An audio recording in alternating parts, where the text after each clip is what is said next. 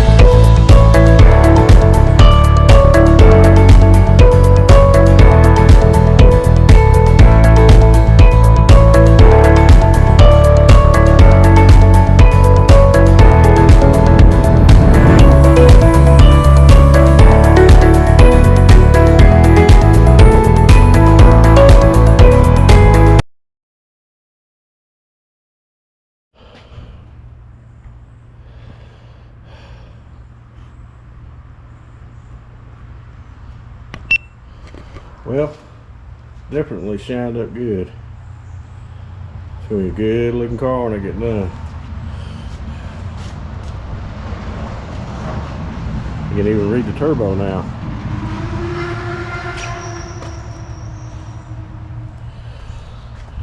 I got the transmission coming from Washington, so it should be here this week when I'll start putting that in. And when I get the transmission done, I'm going to actually clean it up with some rags and stuff and even look better, maybe wax it, and then put it for sale. But this is part 2. There'll be many more. Got a lot of work to do. Thanks for watching. Make sure you like and subscribe.